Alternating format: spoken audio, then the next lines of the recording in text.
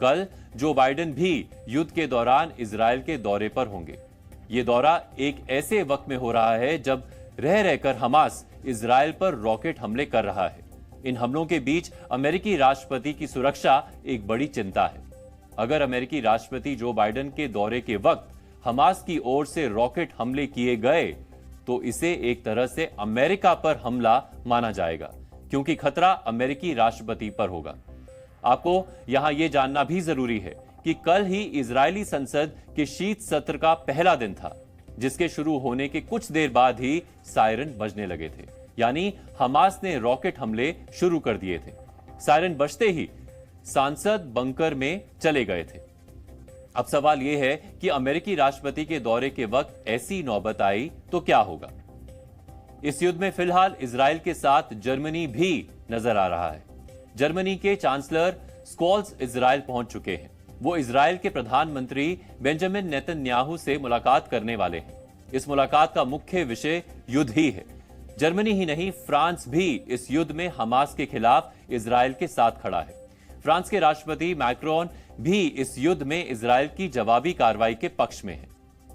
On Wednesday, President Biden will visit Israel. He's coming here at a critical moment for Israel, for the region, and for the world. And he's coming here to do the following. First, the President will reaffirm the United States' solidarity with Israel and our ironclad commitment to its security.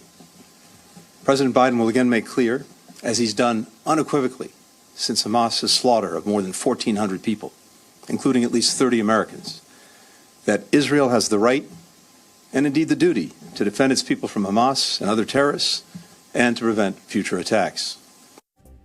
Israel Hamas के बीच चल रहा युद्ध तीसरे विश्व युद्ध की चिंगारी बन सकता है। हम ऐसा इसलिए कह रहे हैं क्योंकि पहले और दूसरे विश्व युद्ध के समय भी कुछ ऐसे ही हालात बने थे। पिछले 2 विश्व युद्धों से पहले जो परिस्थितियां बनी थी, ठीक वैसी ही स्थितियां अब नजर आ रही हैं। बुनियादी तौर पर 20वीं सदी की शुरुआत में दुनिया एक नए वर्ल्ड ऑर्डर की ओर बढ़ रही थी। ये दोनों विश्व युद्ध पुराने वर्ल्ड ऑर्डर को बदलने के लिए ही लड़े गए। 20वीं सदी की शुरुआत में पश्चिमी यूरोप में ब्रिटेन और फ्रांस जैसे देशों के पूरी दुनिया में उपनिवेश थे। उपनिवेश मतलब कॉलोनीज। उपनिवेशों की इस दौड़ में रूस देरी से शामिल हुआ, लेकिन उसने भी मध्य एशिया और दक्षिणी यूरोप में अपने साम्राज्य का विस्तार कर लिया था। मध्य यूरोप के सबसे शक्तिशाली देश जर्मनी में भी पूरी तरह से औद्योगिकरण हो चुका था। जर्मनी भी एशिया और अफ्रीका में कच्चे माल के स्रोत और बाजार तलाश रहा था, लेकिन जर्मनी ने देखा कि ब्रिटेन और फ्रांस जैसे देश पहले ही पूरी दुनिया को आपस में बांट चुके हैं। जर्मनी अपने लिए पूरी दुनिया का बंटवारा चाहता था, मतलब वो कुछ पार्ट, कुछ शेयर अपने लिए भी चाहता था। वहीं ब्रिटेन और फ्रांस अपने उपनिवेशों को बचाना चाहते थे। इसके अलावा उस समय 3 महाद्वीपों एशिया, अफ्रीका और यूरोप में फैली ओस्मानिया सल्तनत भी अस्थिर हो गई थी। इस सल्तनत के कई हिस्से अलग देश की मांग करने लगे थे। पूर्वी यूरोप के बल्कान क्षेत्र में राष्ट्रवाद चरम पर था। वो ऑस्ट्रिया हंगेरियन साम्राज्य से आजादी चाहता था। ऐसे समय में 28 जून 1914 को सर्बिया के राष्ट्रवादियों ने ऑस्ट्रिया के आर्क ड्यूक फ्रांस फर्डिनांड की हत्या कर दी थी।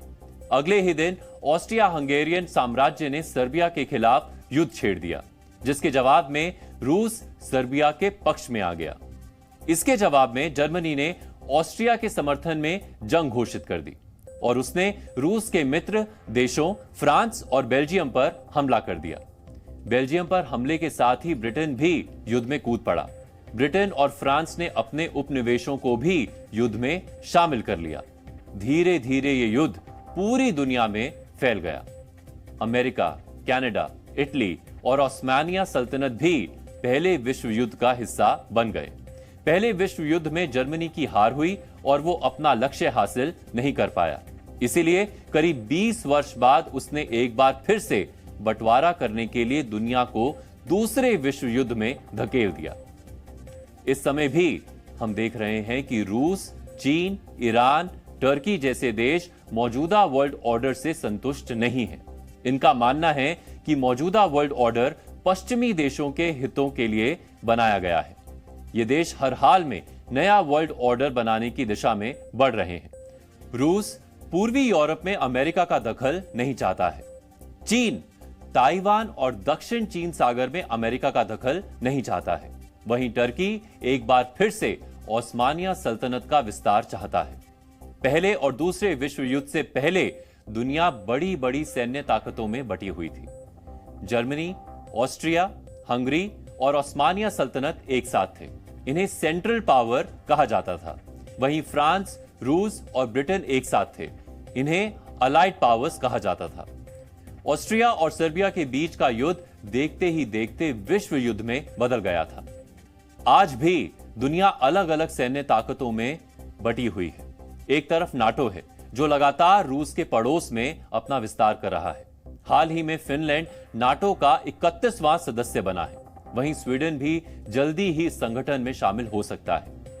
ध्यान देने वाली बात यह है कि स्वीडन और फिनलैंड दोनों ने ही दूसरे विश्व युद्ध के बाद से दुनिया के अन्य देशों के विवादों में निष्पक्ष रवैया अपनाया था।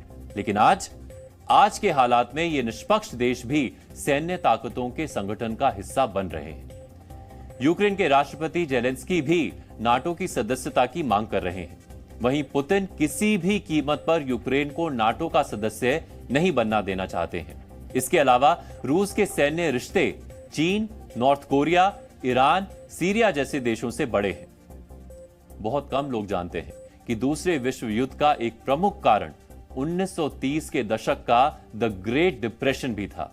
इस दौरान वैश्विक आर्थिक मंदी की वजह से दुनिया के करोड़ों लोगों की नौकरियां चली गई थी। लोगों के ऊपर कर्ज बढ़ रहा था और पैसे खत्म हो रहे थे। इस मंदी के माहौल में ही जर्मनी में हिटलर का उदय हुआ और दूसरे देशों में भी चरम राष्ट्रवादी पार्टियां सत्ता में आने लगी थी।